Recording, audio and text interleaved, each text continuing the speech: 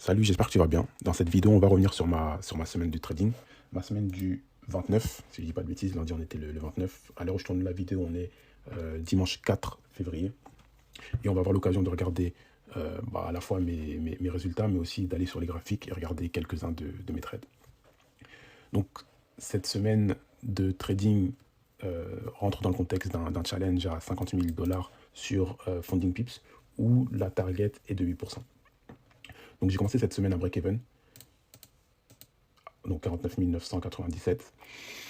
J'ai fait une première journée à un peu plus de 1%.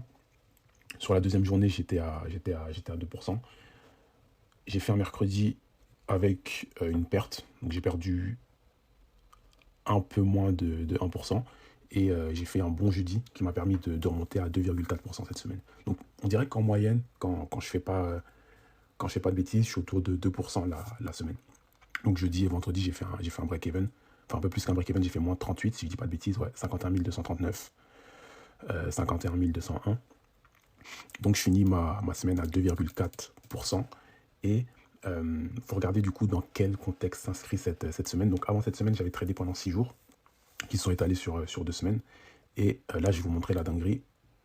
Voilà, donc ça correspond à un peu moins des 2 premières semaines. J'ai commencé mon challenge mardi. Je vais le commencer lundi 15, mais lundi 15, c'était férié. J'ai fait une journée à break-even. Deuxième journée, je suis parti en négatif. J'ai fait un peu plus de 1%. Enfin, je suis monté à un peu moins de 1%, mais j'ai fait entre 1 et 2% la journée qui suivait. Et quand j'ai clôturé la semaine, j'étais à 2%. Donc ma première semaine, mardi. Donc j'ai commencé mon challenge mardi. Et le mercredi d'après, j'étais à 4%. Ce qui est, j'étais même à plus de 4%, j'étais à 4,5%. 4,5%, c'est 52 250. Et donc ce mercredi-là, j'étais à 52 266. Et là, c'est la dinguerie. C'est le tilt du challenge même peut-être, où je perds 4%, quasiment 4% en l'espace d'une journée. Donc il me restait 315 dollars, ce qui fait un peu moins de 1%, mais je les ai perdus la journée qui suivait. Donc en l'espace d'une journée, je perds à peu près 2 semaines de travail. Donc j'arrive à break-even, et c'est un peu dans ce contexte-là, en dessous du break-even, que je commence cette semaine. Et là, le but, c'était de... j'ai pas vraiment parlé de moi, mais moi, je suis un trader qui débute. Ça fait pas très longtemps que je suis dans le trading. Là, je suis en train d'essayer de valider mon premier challenge, mais j'en ai validé aucun pour l'instant. Et le but, c'était de ne pas être trop impacté psychologiquement par, par, euh, par tout ce qui vient de se passer. Parce que même quand j'écoute certains propriétaires de propres firmes, ce qui en ressort, c'est que certaines personnes, parfois, commencent très bien leur challenge. Ensuite, c'est la dégringolade. Et après, ils n'arrivent pas trop à bien gérer les pertes qu'ils ont faites sur les journées précédentes. Il fallait un peu plus en profondeur dans mes statistiques. Donc, j'ai un pourcentage de réussite qui est assez claqué, qui a été beaucoup impacté par cette journée-là, mais qui, en fait, je ne vais pas dire claqué, puisqu'il doit s'intégrer dans un contexte, et dans le contexte de mon équation de trader, il n'est pas si mauvais que ça, parce que en moyenne, je vais avoir des gains qui sont 2 fois supérieurs à mes défaites. Donc, j'ai un gain moyen qui est plus de 2 fois supérieur à ma perte moyenne. Ce qui fait que dans l'ensemble, je suis profitable, on va dire. Donc je fais en moyenne 2% par semaine, même pas quand je suis bon, mais quand je fais pas de dinguerie comme ce qui s'est passé là, par exemple. Donc ça veut dire que sur un challenge c'est pas vraiment comme ça qu'il faut raisonner, mais si on raisonne comme ça, sur un challenge de 8%, si je m'y prends bien, en moyenne, je devrais le terminer en 4 semaines si je fais pas de bêtises. Donc là, on voit cette fameuse journée.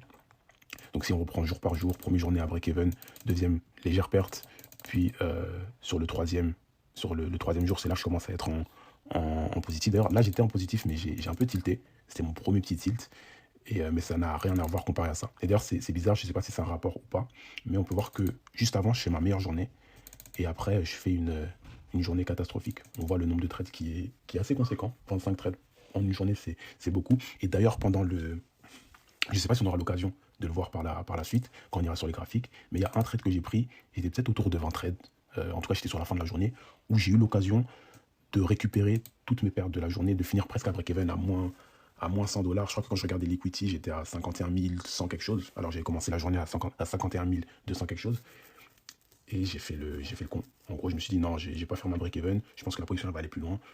Cette journée-là, je la ferme en positif. Et au final, ma position est retombée à break-even. J'ai fait 0 sur ma position. Ça a augmenté la puissance de mon tilt, entre guillemets. Et j'ai continué à faire des trades qui ont creusé qui ont creusé mes pertes.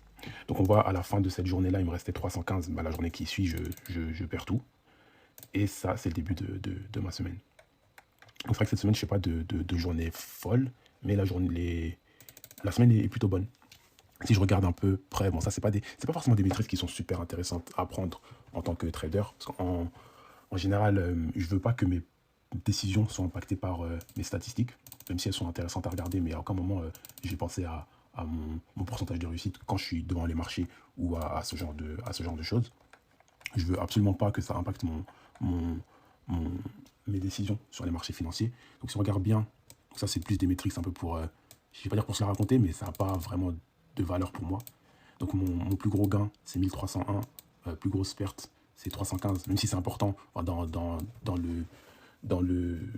l'idée c'est important d'avoir un plus gros gain par rapport à sa plus grosse perte, même si c'est pas forcément nécessaire, parce que tu as des personnes qui vont avoir un gain moyen bien inférieur à leur perte moyenne, mais qui arrivent à combler avec un pourcentage de réussite qui est très élevé. Moi, c'est pas le cas par rapport à mon style de trading. J'ai plutôt en général, quand je trade bien, je suis sur du 50%, je suis entre 40 et 50%, et avec ce genre de différence, un peu plus de 2 fois ce que je perds. Mais comme je dis, quand je suis sur les marchés, je ne pense pas du tout à ça. Je suis plus concentré sur... moi, je trade avec le price action, donc je me dis que ça doit être uniquement le price action qui va impacter mes décisions, et pas du tout tous ces trucs-là. Donc ça on l'a vu, c'est un peu mes différentes journées avec cette fameuse journée, cette journée crise du 25 où j'ai fait la chouin, faut le dire. 25 trades, j'ai eu l'occasion de revenir, je l'ai pas fait, je finis à 315. La journée qui suit, en vrai, c'est pas catastrophique de perdre, parce que sur chaque trade, à ce moment-là, je risquais 250 max par trade, mais maintenant je trade 200 à cause de l'effet de levier qui est pas assez élevé pour moi. Mais bon, ça, on en parlera plus tard. Mais du coup, ça me fait prendre certaines positions où je peux pas prendre, où mon stop loss, je me mets à perdre 130 alors que j'aimerais perdre 250. Bon, ça c'est un autre sujet. Donc ça, c'est pas une journée si mauvaise que ça, mais celle-là, c'est une dinguerie. C'est une dinguerie. Donc si on regarde, je vais surtout me concentrer sur cette journée-là. Je vais pas faire toute la semaine, mais sur cette journée-là, je vais regarder un peu quel est mon meilleur trade, comme ça on pourra aller sur les graphiques, regarder un peu quel est mon meilleur trade, et je vais faire la même chose avec mon pire trade. Donc au niveau de mon pire trade, c'est celui-là, et je crois que sur celui-là, j'ai bougé mon stop, il me semble. Parce qu'en général, quand je vends, moi je trade en mettant mes stops en dessous ou au-dessus des barres, selon si j'achète ou je revends, je fade très peu. Mais ça m'arrive quand je vends d'oublier de prendre en compte le spread quand je place le stop, et ensuite je suis obligé de bouger le stop pour mettre le spread. Je pense que ça devait être une position comme ça, et c'est pour ça que je me retrouve avec un moins 315, parce que c'est bien au-dessus de ce que je risque en général sur mes positions. Donc je pense qu'on va aller voir celle-là sur les graphiques, qui est une vente sur l'US30, et après ou dans l'ordre, on va d'abord voir celle-là parce qu'elle est plus récente, qui est mon trade de jeudi. Et je me rappelle que sur celui-là, j'ai pas laissé courir mon trade assez longtemps. Donc dans cette partie de la vidéo, on va voir sur les graphiques directement mes positions. Je crois que j'ai juste montré 2 positions. Je vais montrer la meilleure et la pire. Donc pour la meilleure, c'était jeudi. Ça, on peut voir que ça, c'était sur ma journée de vendredi, la journée où j'ai fini entre guillemets à break-even. J'avais pris un achat ici avec mon stop loss là. Je l'ai fermé à break-even. Sur le mouvement, j'avais pas complètement tort, mais sur le setup, j'avais tort justement. Ce qui se serait passé, c'est juste que le prix aurait tapé mon break-even et ensuite serait parti. Je me suis mis quelques repères pour trouver facilement mes positions. Donc la première position, elle est ici. Donc le prix ne correspond pas au prix, au vrai prix. Il me semble qu'il y a un décalage d'1 heure.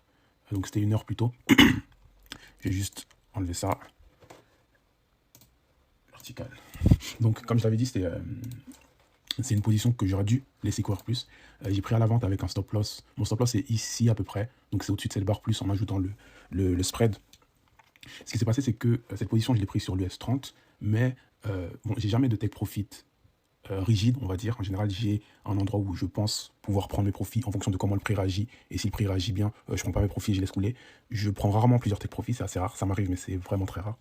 Et là, mon take profit était un support, mais sur l'US 30, alors que j'ai pris la position sur... Non, un support sur le 100, pardon, sur le Nasdaq, alors que la prise de position s'est faite sur le S30.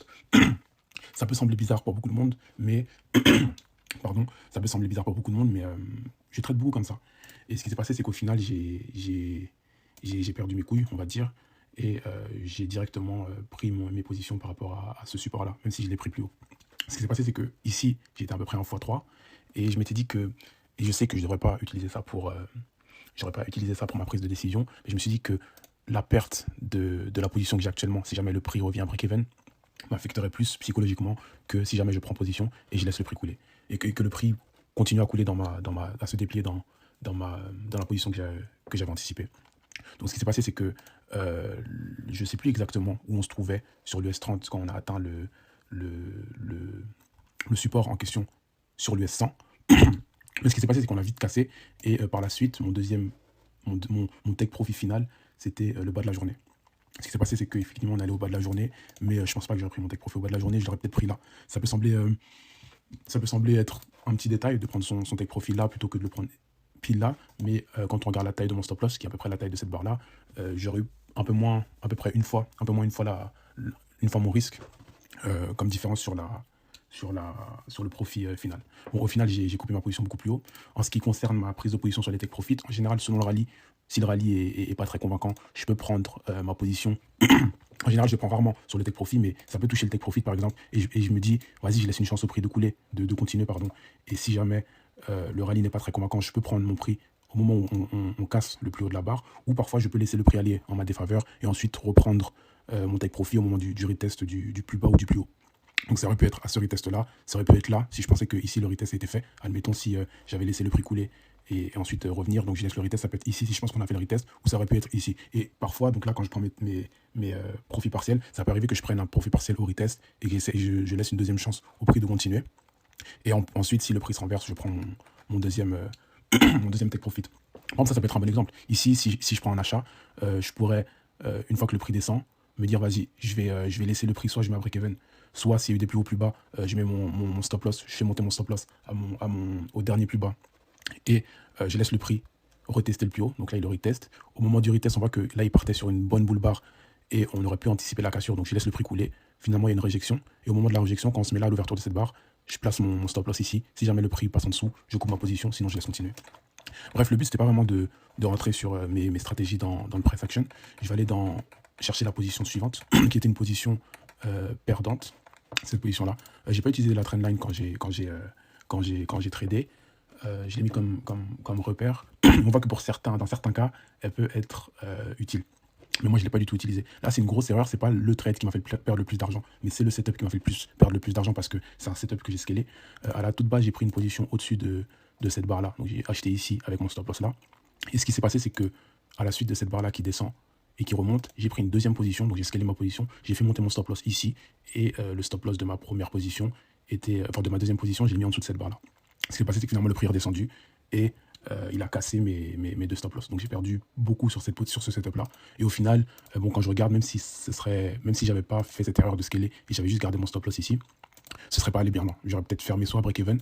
Donc mon break-even, il est à peu près là avec le spread. Bon, il est ici, donc j'aurais soit fermé un break-even, soit j'aurais laissé une deuxième chance à ma position. Et comme on peut voir, ici j'ai le retest du plus haut. Bon, j'ai le retest du plus haut à partir de cette barre, je peux le considérer. Certains traders vont le considérer à partir de cette barre là. Donc j'ai mis la trendline. Moi, c'est pas une trendline que j'utilise, mais je sais que certains traders vont l'utiliser et considérer ce retest de la trendline comme, on va dire, la barre qui signifie que si ça passe en dessous, potentiellement, la position est terminée. Au final, ça s'est pas du tout passé comme ça. J'ai juste fait un achat. J'ai juste scalé au moment où je pensais vraiment que le prix il allait exploser, il allait péter vers le haut. Ça n'a pas été le cas. Je suis sorti et ça a donné une perte. Je ne sais plus exactement combien j'ai perdu sur ce setup, mais j'ai dû perdre peut-être autour de 400 $. Donc c'est tout pour cette vidéo faite entre guillemets quasiment à l'arrache. J'essaie de ne pas prendre trop de temps quand je fais des vidéos et je vous en lâcherai peut-être une la semaine prochaine. Merci.